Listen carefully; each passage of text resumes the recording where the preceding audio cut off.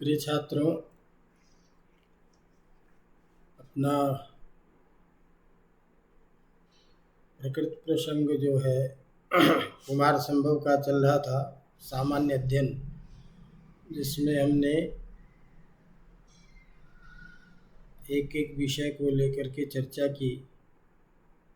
आज हम फिर कुमार संभव को ही लेकर के कुछ अन्य विषय की चर्चा करेंगे। तो जैसा कि मैंने आपको पहले बताया था कि सामान्य अध्ययन के रूप में एक ग्रंथ का बाहरी जो विषय है, जिसमें कितने सर्ग हैं, उन सर्गों में किन किन विषयों की चर्चा है, इसका भी ज्ञान हमें होना चाहिए। कई बार इस तरह के प्रश्न आ जाते हैं कि कुमार संभव के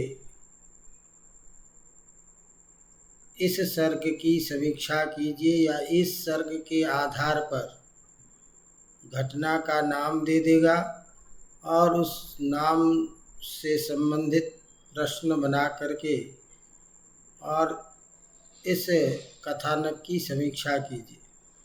तो ये सारे के सारे प्रश्न हमें तभी करना होगा या हम इन सारे प्रश्नों को तभी कर सकते हैं जब सर्गानुसार उस विषय का हमें ज्ञान हो। दूसरी बात, इसी बहाने पूरे ग्रंथ के प्रतिपाद्य विषय को हम पढ़ लेते हैं, तो कालांतर में उस विषय से संबंधित किसी घटनाक्रम को लेकर के यदि मौखिकी परीक्षा में भी प्रश्न हो जाता है तो वो संस्मरण हमारा बना होता है कि ये इस काव्य की बातें हैं, इस ग्रंथ की बातें हैं और इसका ये प्रसंग है। तो इसीलिए आज हम कुमार संभव में प्रत्येक सर्ग के आधार पर जिन विषयों का वर्णन किया गया है उसकी चर्चा करेंगे।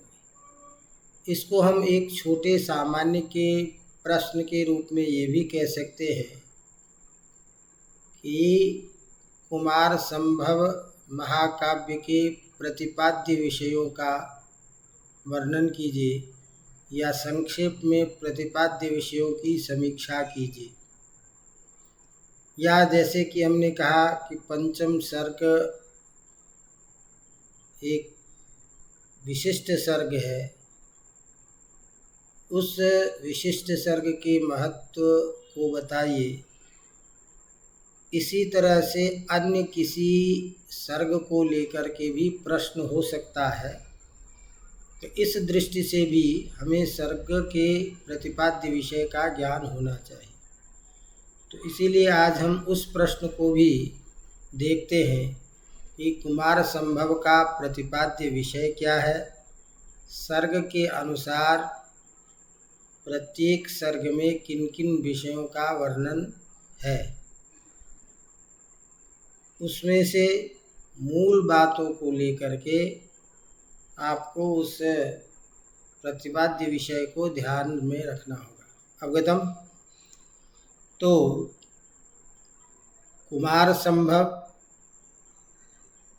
जैसा कि आप लोग जानते हैं कि विशिष्ट एक कालिदास का महाकाव्य के रूप में सर्वप्रथम महाकाव्य है। इसमें कुल 17 सर्ग है, जिसमें अधिकतर विद्वानों की मान्यता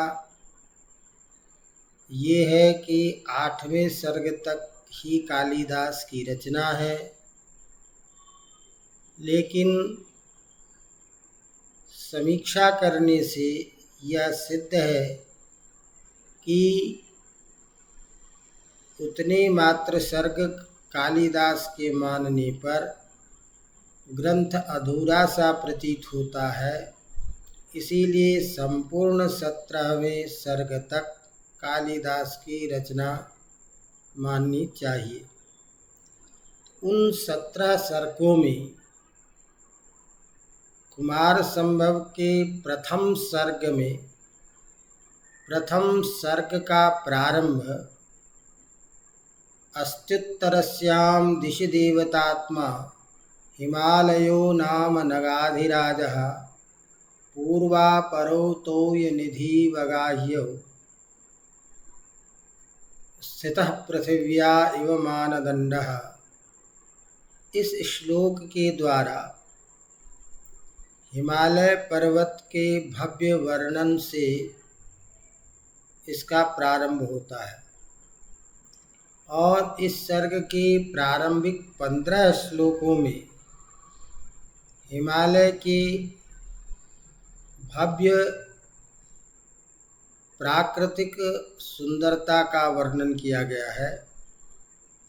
उसके बाद हिमालय से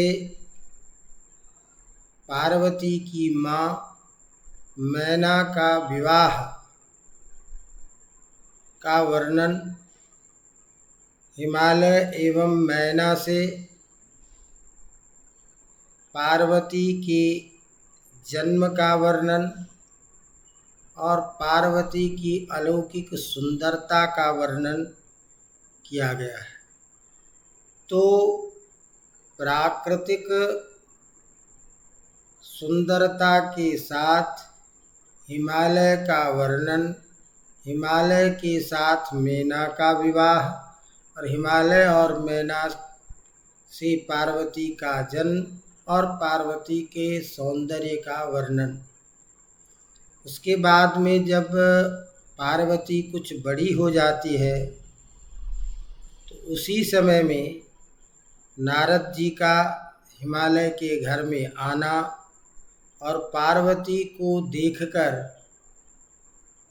उसे श्रेष्ठ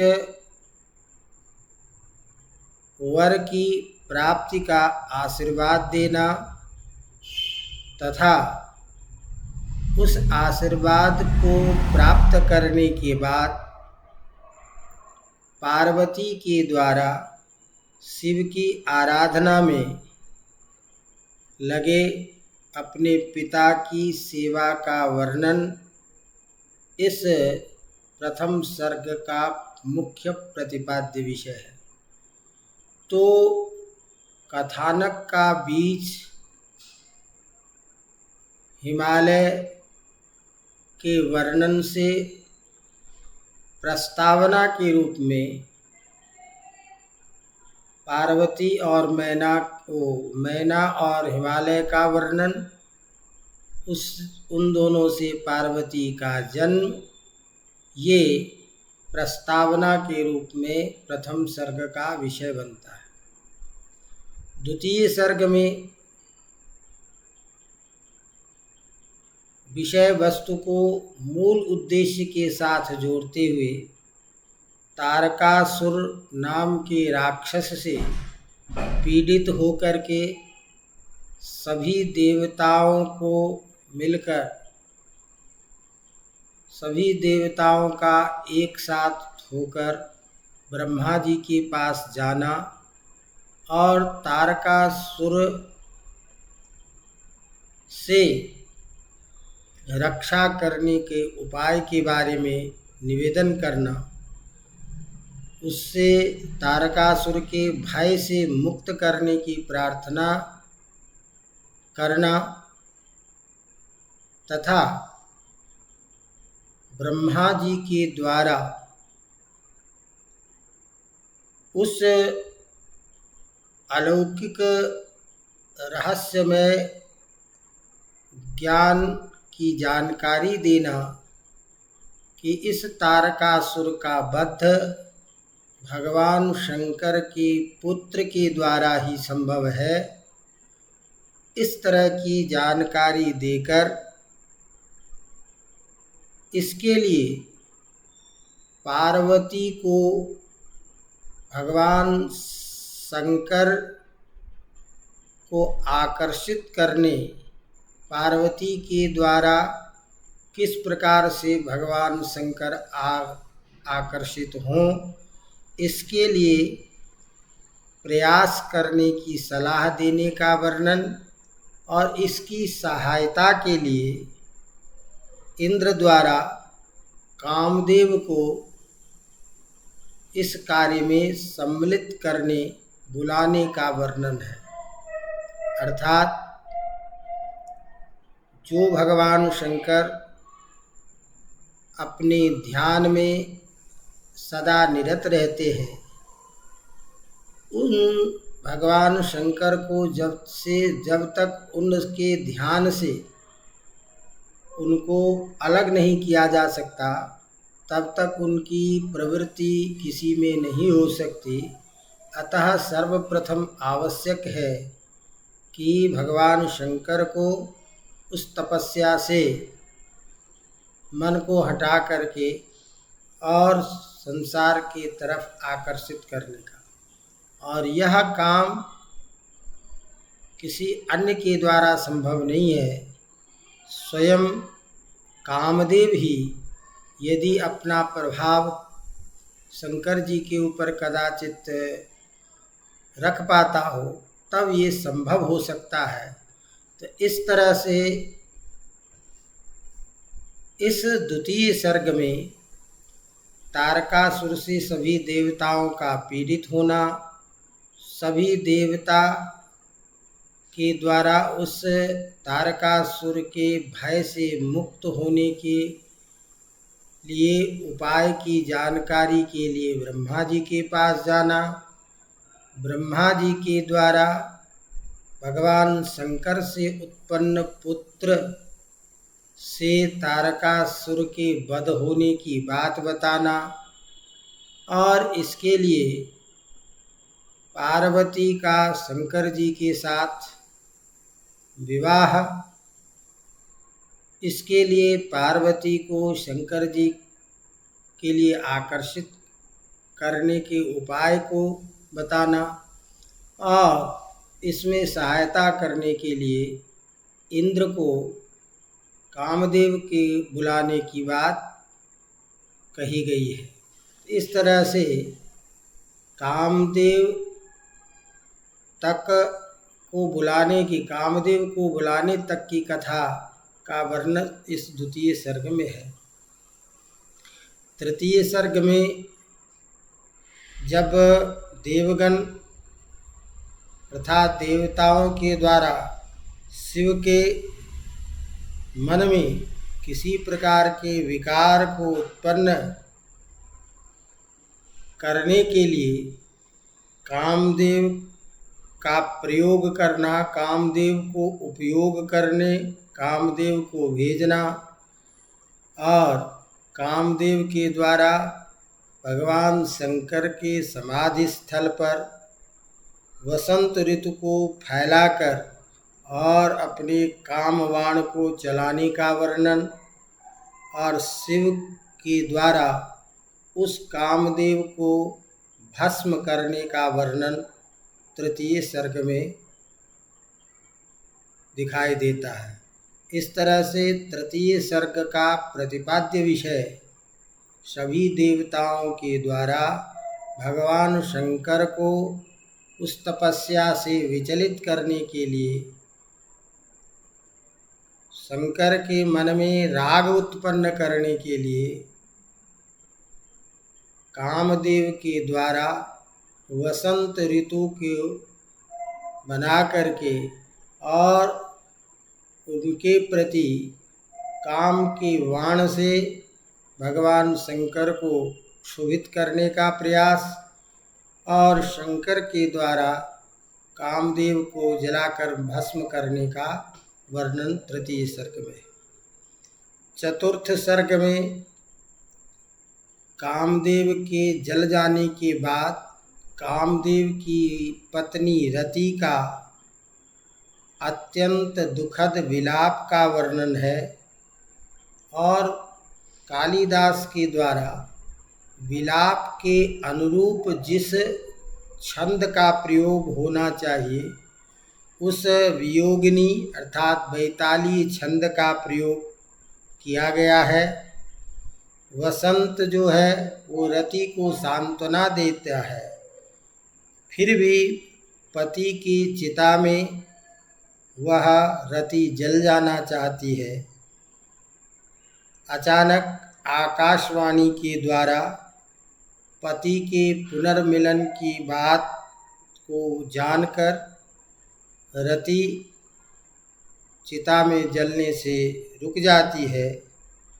तो इस प्रकार मुख्य रूप से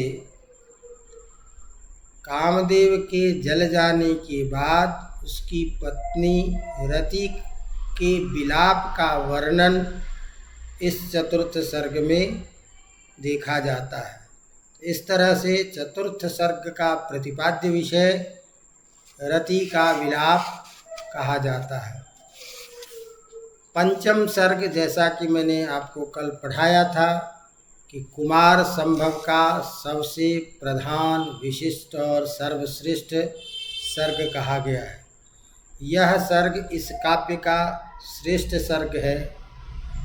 इस सर्ग में शिव को प्रसन्न करने के लिए पार्वती की तपस्या तथा ब्रह्मचारी के वेश में आए हुए शिव के द्वारा पार्वती की प्रेम की परीक्षा लेना और उस ब्रह्मचारी शिव के द्वारा स्वयं ही शिव की निंदा और पार्वती के द्वारा उस शिव की निंदा को सुनकर अत्यंत क्रोधित होने का वर्णन है। तो इस प्रकार शिव और पार्वती का जो परस्पर वार्तालाप है, परस्पर जो संवाद है, जो संवाद अत्यंत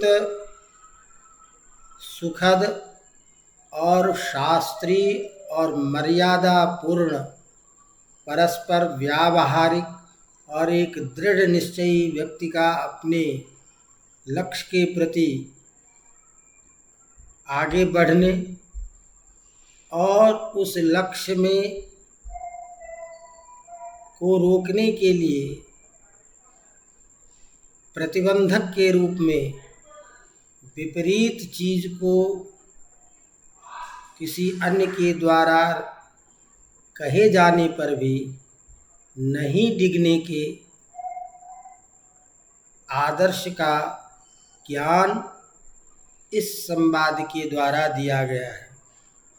तो इस प्रकार शिव पार्वती का रमणीय संवाद, जिसमें शिव के एक एक तर्क का पार्वती द्वारा उत्तर देने का वर्णन और अंत में शिव का प्रसन्न होकर अपने रूप में प्रकट होने और अपना प्रणय व्यक्त करने का वर्णन इस सर्ग में किया गया है।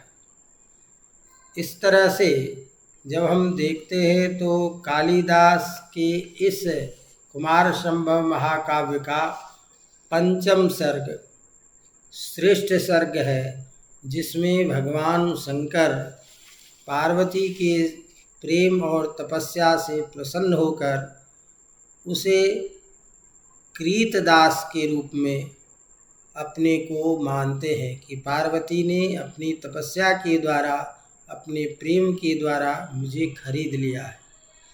तो इस तरह से पंचम सर्ग में पार्वती के द्वारा भगवान शंकर जो ब्रह्मचारी के वेश में है, उनके द्वारा शंकर के विपरीत गुणों के वर्णन करने पर भी, उनकी निंदा करने पर भी अत्यंत पार्वती के द्वारा शंकर के प्रति अत्यंत दृढ़ होने का वर्णन और अपने लक्ष्य की प्राप्ति में अपने को स्थिर चित्त वाला स्थिर चित्त होने का वर्णन,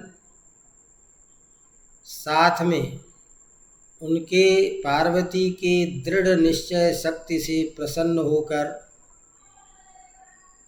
शिव को स्वयं पार्वती के समक्ष उसके प्रणय को स्वीकार करना, अपना प्रत्यक्ष रूप दिखाना और भगवान शिव के प्रसन्न होने पर पार्वती के समस्त तपस्या जन्य कष्ट का दूर होने का वर्णन, कष्ट के दूर होने का वर्णन इस सर्ग में किया गया है। छठा जो सर्ग है उसमें अंगिरा आदि ऋषियों के द्वारा शंकर जी की ओर से मंगनी, जिसको कहते हैं वागदान की, अर्थात इंगेजमेंट जिसको कहते हैं, पार्वती के साथ विवाह करने का प्रस्ताव लेकर के हिमालय के पास जाना और शिव को यह जानकर पार्वती के समागम की उत्सुकता में 3 दिन तक बड़े कष्ट से बीतने का वर्णन इस चतुर्थ सर्ग में है। षष्ठ सर्ग में, सप्तम सर्ग में शिव पार्वती के विवाह का वर्णन है। इस प्रसंग में विवाह पूर्व पार्वती का श्रृंगार एवं शिव की बाराती को देखने के लिए उत्सुक स्त्रियों की भिन्न भिन्न स्वाभाविक चेष्टाओं का रमणीय चित्रण इस सप्तम सर्ग में किया गया है। अष्टम सर्ग में विशेष छंद का प्रयोग है जिसे रथोद्धता छंद कहते हैं। इसी छंद में विवाह के अनंतर भगवान शिव और पार्वती के विलास का वर्णन और विभिन्न चेष्टाओं का वर्णन, रति प्रसंग का वर्णन, जो काम शास्त्रीय सिद्धांत के अनुसार बड़े विस्तार पूर्वक वर्णन किया गया है। और उस वर्णन के साथ भगवान शंकर का पार्वती के साथ अनन्य भाव से एक ही भाव होकर चिर निद्रा का वर्णन के द्वारा इस सर्ग की समाप्ति होती है। 9वें सर्ग में शिव पार्वती के विहार की यात्रा का वर्णन और यात्रा करते हुए कैलाश गमन, देवताओं के द्वारा भेजे गए अग्निदेव का कबूतर के रूप में वहाँ पहुँचना और शिव के उस पार्वती के साथ प्रणय काल में ही वहाँ पहुँचने से शंकर के साथ युद्ध होना, अग्निदेव का इंद्र को संदेश सुनाना और शंकर जी का अपने तेज अग्नि के ऊपर डालने की कथा आदि का वर्णन है। 10वें सर्ग में अग्निदेव का गंगा में डुबकी लगाना, शिव का तेज गंगा में चला जाना, कृतिकाओं का गंगा में स्नान करने और शिव के तेज का कृतिका में प्रवेश होना और उस कृतिका से ही कुमार कार्तिकेय की जन्म कथा का वर्णन है। अर्थात परस्पर पार्वती और शंकर के रति प्रसंग में वहाँ कबूतर के रूप में अग्निदेव का आगमन, उसके बाद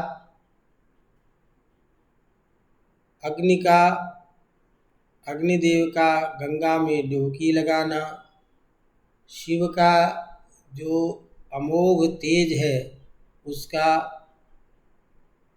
गंगा में प्रवाहित होना और उसी समय कृतिका आदि के द्वारा गंगा स्नान करने से कृतिका में भगवान शिव के तेज का गर्भ के रूप में प्रविष्ट होना और कुमार कार्तिकेय की जन्म कथा का वर्णन है। 11वें सर्ग में शिव का कुमार को पुत्र के रूप में अर्थात शिव का पुत्र यह कुमार चूँकि कृतिका का पुत्र है, कृतिका से उत्पन्न है और भगवान शंकर का पुत्र है, इसीलिए कृतिका से उत्पन्न होने के कारण इनका नाम कार्तिकेय हुआ। तो इस तरह से भगवान शिव के पुत्र के रूप में कृतिका या कुमार कार्तिकेय को प्राप्त करने का वर्णन 11वें सर्ग में है।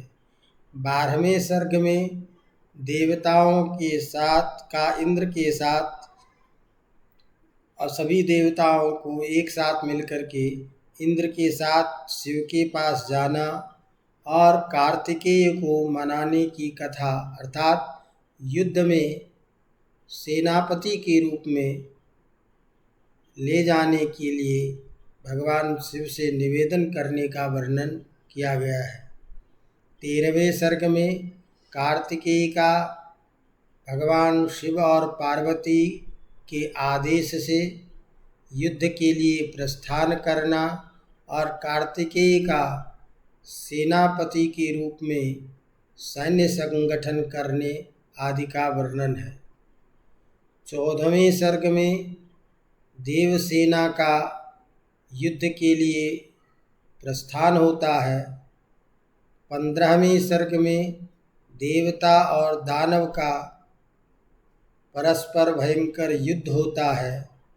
16वें सर्ग में भी संपूर्ण युद्ध का वर्णन है और 17वें सर्ग में तारकासुर के वध का वर्णन एवं इंद्र के पुनः स्वर्ग रूप राज्य प्राप्ति का वर्णन है। इस प्रकार इस कुमार संभव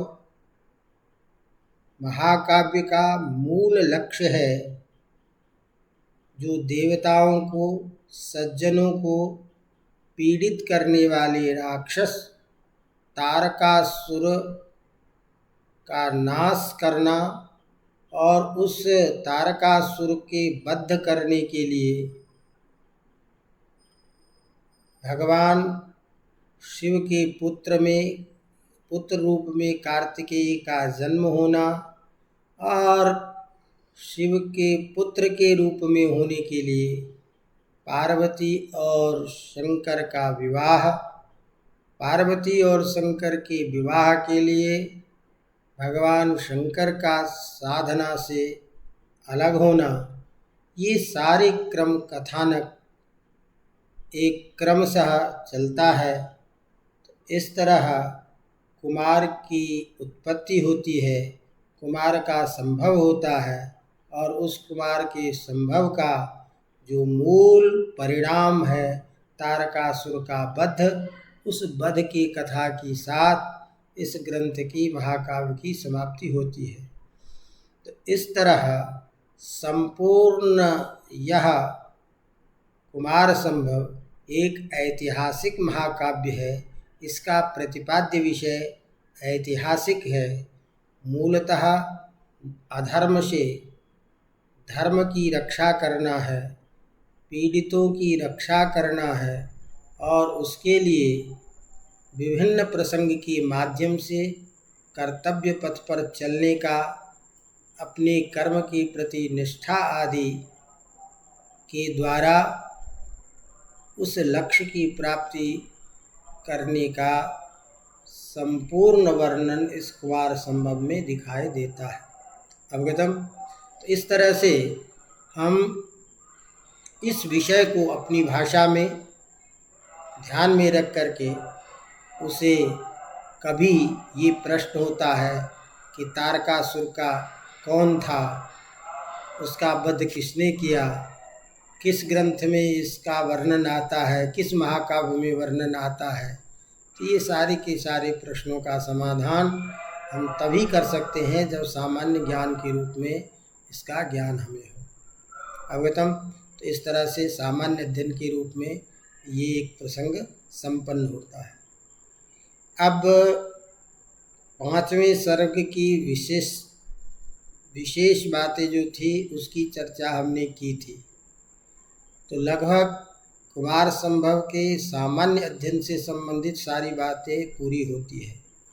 अब जो एक विशेष बातें हैं जिसकी चर्चा हमने की थी कि कुमार संभव के बहुत सारे ऐसे सूक्त हैं, ऐसी सूक्तियाँ हैं। सूक्ति का मतलब होता है सूत्र के रूप में कोई बातें कही जाती हो, लेकिन जिसका अर्थ अत्यंत व्यापक हो, बहुत बड़ा संदेश देने वाला होता है। तो कालिदास के इस कुमार संभव में बहुत सारी ऐसी सूक्तियाँ हैं जो लोक में, विद्वानों के समाज में प्रचलित है और वो हमारे जीवन के प्रति एक बहुत बड़ा संदेश देने वाला है। जो सूक्त हमारे जीवन को परिवर्तित कर देने वाला है, यदि उसके आधार पर हम अपने जीवन को चलाएं। तो इसलिए ऐसे प्रधान सूक्त के बारे में भी हमको जानकारी करनी चाहिए। जैसे कि हमने आपको कहा था कि 5म सर्ग में स्त्री के सौंदर्य का परिणाम क्या माना गया है। तो आपने श्लोक के द्वारा कहा कि स्त्री के सौंदर्य का जो परिणाम है वो है अपने प्रियतम की प्रसन्नता। उस सौंदर्य की सार्थकता ही उसमें है कि उसका प्रियतम प्रसन्न हो। यदि प्रियतम ही प्रसन्न नहीं हो तो ऐसे उस स्त्री के सौंदर्य का कोई अर्थ नहीं रहता। तो इस तरह से प्रियेषु सौभाग्य फला ही चारुता, ये स्त्री के सौंदर्य का परिणाम क्या है, इसको एक वाक्य में, एक शब्द में कह दिया गया है। इसी तरह से कहा कि जो स्वाभाविक हृदय की इच्छा से, निस्वार्थ भाव से, अनन्य निष्ठा से जो आराधना होती है, जो एक दूसरे के प्रति प्रेम होता है, वो अत्यंत कठिन होता है और अत्यंत न्यून क्षेत्र में ही देखा जाता है, ऐसा आदर्शमय प्रेम। तो उसी बात को कि निस्वार्थ आदर्शमय प्रेम अत्यंत दुर्लभ होता है, इस बात को सूक्त के माध्यम से पार्वती और शिव के प्रसंग में कालिदास कहते हैं, अवाप्यते वा कथमन्यथा इयं तथा विधम प्रेम पतिश्च तादृशः। पार्वती के जैसा अनन्य निष्ठा से परिपूर्ण प्रेम और उस अनन्य निष्ठा को मानकर उसके प्रति भगवान शंकर के जैसा समर्पण, यह प्रायः ही देखने को मिलता है। तो इस तरह से यदि अनन्य निष्ठापूर्ण प्रेम हो और प्रिय का उसी प्रकार से यदि समर्पण होता है, तो ऐसे पति पत्नी का दाम्पत्य जीवन अत्यंत प्रसन्नमय होता है। वहाँ हमेशा प्रसन्नता रहती है, लक्ष्मी का निवास होता है। इसीलिए परिवार में हमेशा पति पत्नी का सामंजस्य, परस्पर प्रेम होना आवश्यक है। इस बात का संदेश इस सूक्त के माध्यम से दिया जाता है। कई बार छोटी छोटी बातों से बड़ी बातें जो कह दी जाती है, जैसे कि पार्वती इतनी बड़ी कठिन तपस्या कर रही है और भगवान शिव परीक्षा लेने के लिए आते हैं और उस पार्वती की उस कोमलता सुंदरता को देख करके और उनके द्वारा किया जाने वाला जो अत्यंत कठिन कार्य है, उन दोनों उसको जब देखते हैं तो एक तरफ तो अत्यंत कोमल शरीर जो किसी भी तरह के कठिन कार्य के लिए उपयुक्त नहीं है, कठिन कार्य किया जाना उस कोमल शरीर वालों के लिए उचित नहीं है, और दूसरी तरफ इतनी कठिन कार्य, इतनी कठिन साधना, ये और दोनों विपरीत स्थिति में होते हुए भी उस कोमलांगी पार्वती के द्वारा इस तरह के कठिन कार्य को देख करके ब्रह्मचारी के वेश में शंकर कह रहे हैं, पदम सहेत भ्रमरस्य पेलवम शिरीष पुष्पम न पुनः पततृण। तो पदम सहेत भ्रमरस्य पेलवम शिरीष पुष्पम न पुनः पततृण, ये जो एक वाक्य है, ये किसी भी ऐसे प्रसंग में जहाँ किसी छोटे के द्वारा अत्यंत कठिन कार्य किया जाता है, असक्त के द्वारा कोई विशेष कार्य के लिए प्रयास दुष्कर के लिए किया जाता है, उस तरह के कार्यों के समय इस सूक्ति का प्रयोग होता है और कहते हैं कि पदम सहेत भ्रमरस्य पेलवम। भौरा जो है, जो पुष्प का पराग लेता रहता है, तो शिरीष का जो अत्यंत सुकोमल पुष्प है, वह सुकोमल पुष्प उस भ्रमर के चरण को, भ्रमर के पैर के भार को तो सहन करने में समर्थ होता है, अर्थात अत्यंत कोमल शिरीष के पुष्प को के पराग को लेने के लिए भ्रमर यदि उस पुष्प पर बैठता है तो कदाचित उस भ्रमर के भार का वहन वह पुष्प कर सकता है। लेकिन यदि कोई पक्षी उस पुष्प पर बैठ जाए तो उसके पैर को, उसके उस चरण को वह कोमल पुष्प सहन नहीं कर सकता है।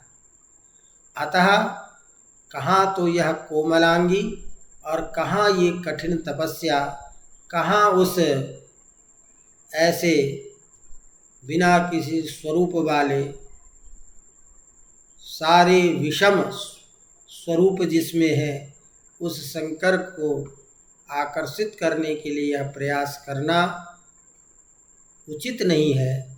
इस बात को इस सूक्ति के माध्यम से कहते हैं।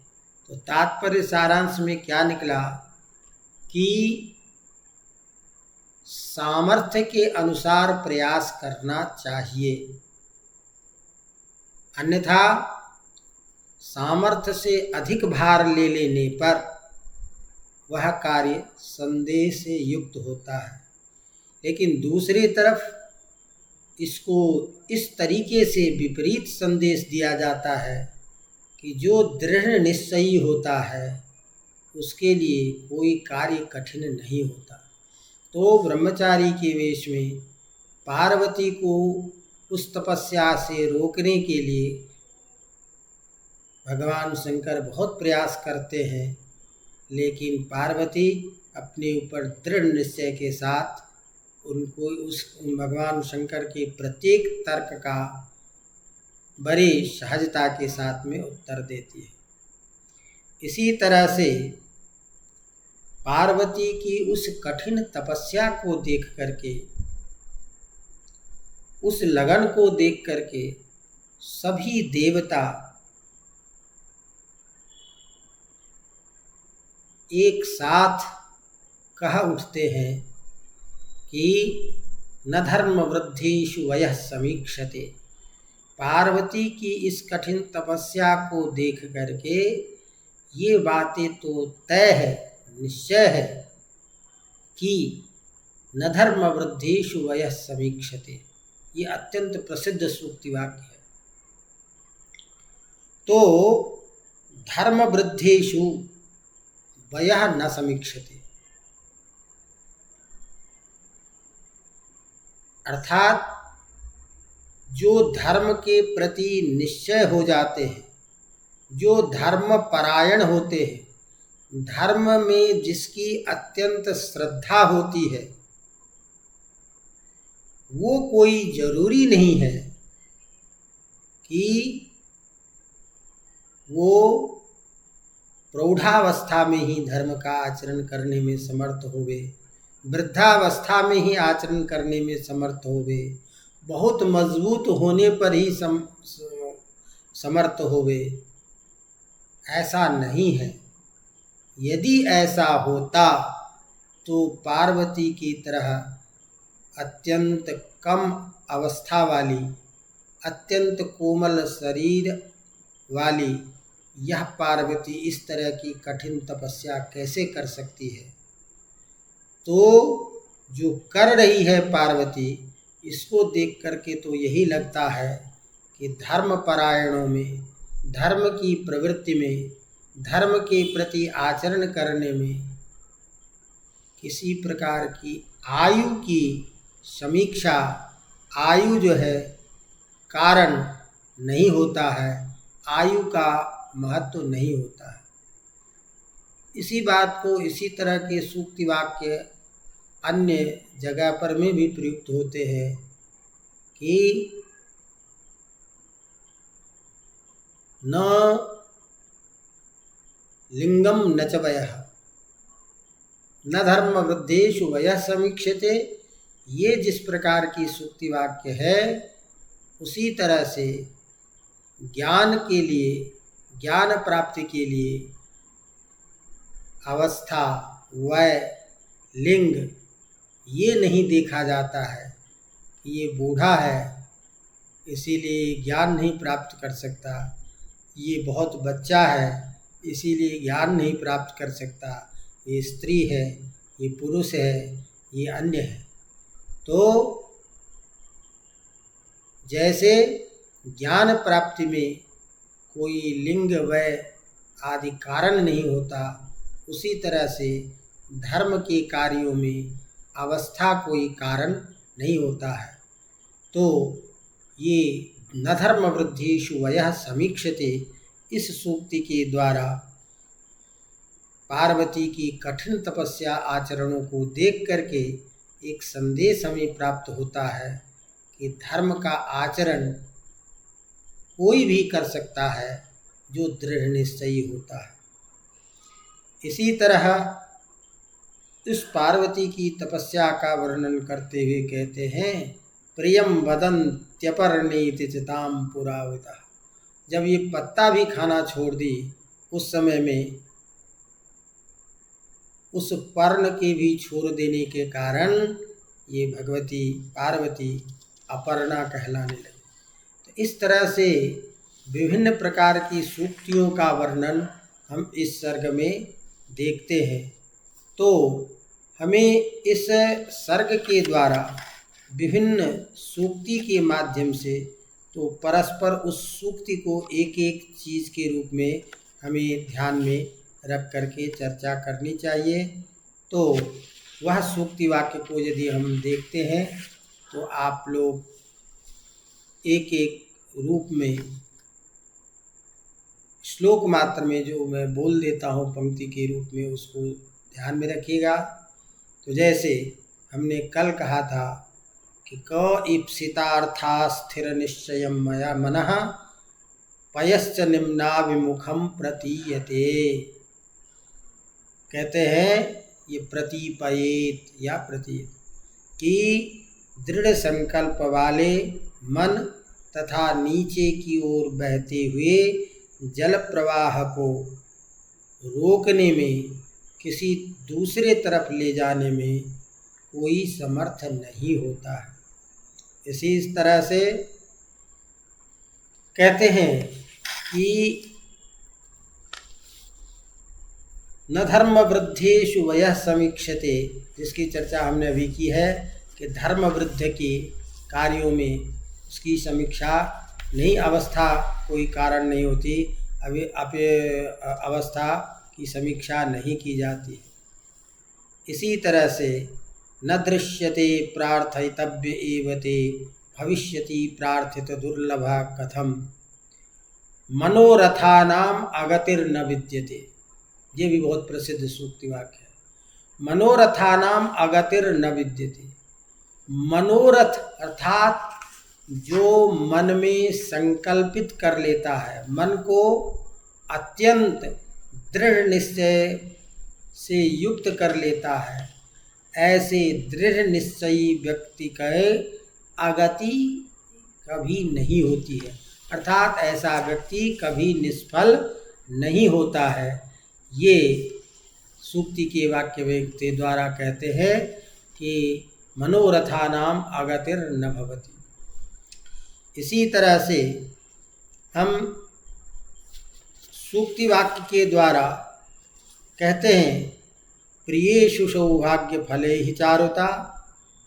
इसी तरह से सूक्ति वाक्य के माध्यम से जो अत्यंत प्रसिद्ध आप लोग सुने भी होंगे, शरीर माध्यम खलु धर्म साधनम, ये पार्वती को इसी तपस्या से रोकने के लिए समझाते हैं कि आप जिसकी प्राप्ति के लिए ये साधना तपस्या कर रही हो, इससे यदि आपका शरीर ही समाप्त हो जाएगा, शरीर ही नहीं रहेगा, आप ही नहीं बचोगी, तो फिर आप धर्म का आचरण कैसे करोगी, उस लक्ष्य को कैसे प्राप्त करोगे। इसीलिए धर्म आदि आचरण करने के लिए भी आवश्यक है कि हम स्वस्थ रहें। तो व्यक्ति को पहले स्वस्थ रहना बहुत आवश्यक है। यदि आप स्वस्थ हैं तभी किसी धार्मिक कार्य में भी, अन्य श्रेष्ठ कार्य में भी आप समर्थ हो सकते हैं। इसीलिए धर्म का यदि सबसे बड़ा कोई साधन है तो वह है आपका स्वास्थ्य। इसीलिए शरीरम खलु आद्यम धर्म साधनम, धर्म करने का प्रथम जो साधन है वह है स्वास्थ्य। और स्वास्थ्य, स्वस्थ किसको कहते हैं? स्वस्थ कहते हैं आयुर्वेद में जब पढ़ते हैं, समदोष समागनिश्च समधातुमलक्रियः प्रसन्न जितेन्द्रियात्मा स्वस्थ इत्यवधीयते। जिसमें वात पित्त कफ ये तीन प्रकार के जो दोष हैं वो समान अवस्था में रहे। वात पित्त कफ अर्थात वायु का विकार न हो, गैस न बने, मन तीखा न हो, बुखार आदि न रहे। तो वात पित्त कफ ये यदि तीनों समान अवस्था में रहता है तो सर्दी जुखाम बुखार इत्यादि कुछ नहीं होता। समधातु मलक्रियः, आपकी पाचन शक्ति ठीक हो, आप नित्य नियमित रूप से शारीरिक क्रिया करने में समर्थ हो, ऐसा, और जो हमेशा प्रसन्न रहता है, उसी को स्वस्थ कहा जाता है। और वह स्वस्थ आपके रहना, आपके दिनचर्या, आपके कार्य, आपके शरीर के लिए जो उपयोगी जो साधन है, जो समय से भोजन करना, समय से व्यायाम करना इत्यादि आवश्यक है। तो किसी भी प्रकार के कोई कार्य हो, चाहे धर्माचरण ही क्यों न हो, वो तभी आप संभव कर सकते हैं जब आप स्वस्थ रहेंगे। इसीलिए जीवन नरो भद्र शतानि पश्यति, व्यक्ति जब जीवित रहता है, प्रसन्न रहता है, तभी तो दुनिया के हालचाल को देखोगे, समझोगे। इसीलिए पहले स्वस्थ रहना बहुत जरूरी होता है।